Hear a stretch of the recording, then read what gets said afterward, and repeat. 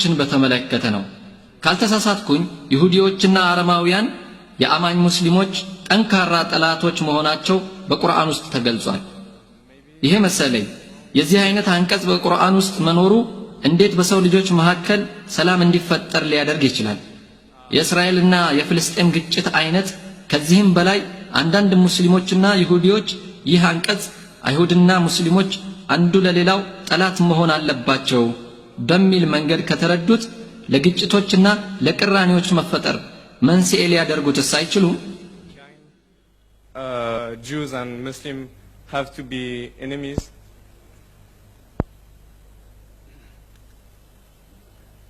Well, that's a very good question. ወንድሜ ጥሩ ጥያቄ ነው የጠየቀው።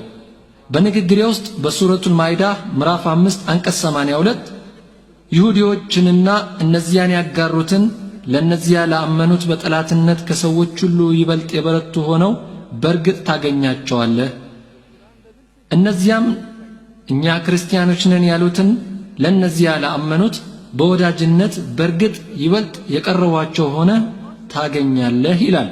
ይህን አዛብተው የሚያቀርቡት እንግዲህ ሙስሊሞች ይሁዲዎችን እንዲዋጉም ሆነ በጠላትነት እንዲፈራረጁ ፈልገው ይሆናል እንጂ ቁርአን ይሁዲዎችና ሙስሊሞች የግድ መዋጋት አለባቸው አላለም። ቁርአን ያለው ለአማኞች ሙስሊሞች በጠላትነት ደረጃ ይሁዲዎች የበረቱ ሆነው ታገኛለህ ነው። ይሁዲዎች በተፈጥሯቸው በሙስሊሞች ላይ የጠላትነት መንፈስ አላቸው ነው። በንግግሬ ውስጥ ብዙ ይሁዲዎች እስላምን የተቀበሉ አሉ፣ ለሙስሊሞች ጥሩ የሚውሉ በርካታ ይሁዲዎች አሉ ብዬ ተናግሬያለሁ።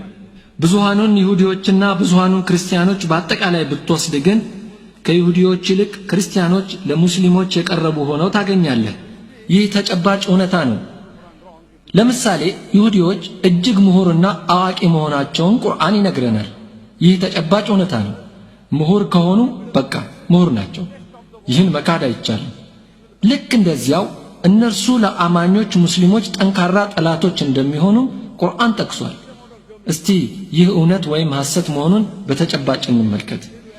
አይሁድ ይህን የቁርአን ምስክርነት ሐሰት ነው ብለው ውድቅ ለማድረግ ከፈለጉ ሁሉም አይሁድ ተሰብስበው እስኪ የፍልስጤማውያንን ችግር እንፍታ፣ ሰቆቃቸውን እናብቃ ብለው ሐቀኛ እርምጃ ይወስዱ። ለሶስትና ለአራት ዓመታት እንኳን እኛ ከክርስቲያኖች ይልቅ ለሙስሊሞች እንቀርባለን በሚል ተነሳሽነት እስቲ በፍልስጤም ግጭትና ጦርነትን እናቁም ብለው ይነሱ።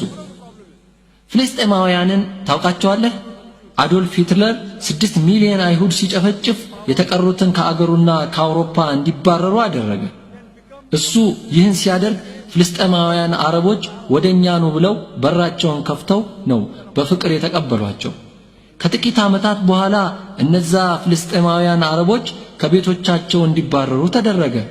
እንግዲህ አስበው፣ አንድ ሰው በመኖሪያ ቤቱ የሆነ መንገደኛን አሳድሮት መንገደኛው በነጋታው ባለቤቱን ከቤቱ ሲያባርር ባለቤት የነበረው ንብረቴን ብሎ ሲጮህ ይህ ሰው አሸባሪ ነው ተብሎ ሲጠራ፣ ስለዚህ እስኪ ይሁዲዎች ተገናኝተው ይህን ችግር እንፍታው ብለው ይወስኑ።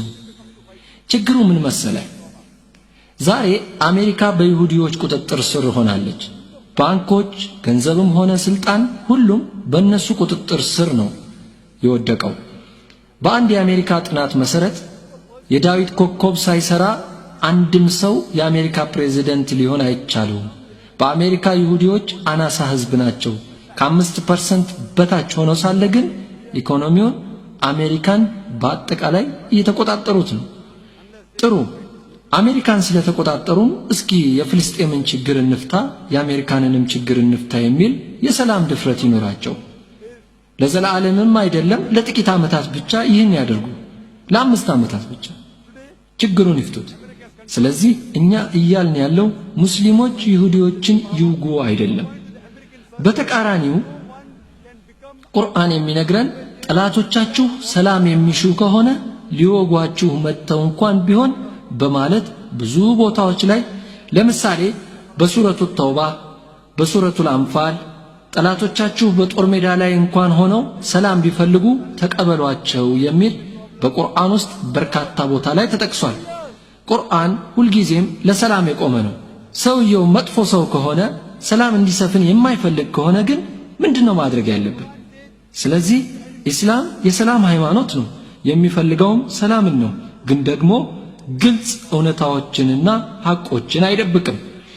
ይህ ማለት ከይሁዲዎች ተንኮል መጠንቀቅ አለብን።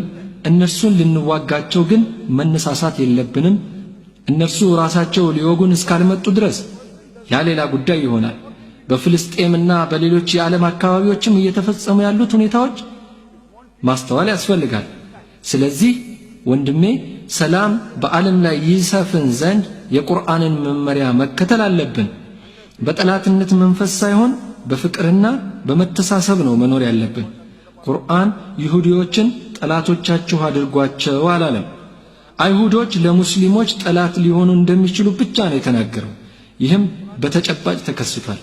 ጥያቄህን መልሻለሁ ብዬ ተስፋ አደርጋለሁ።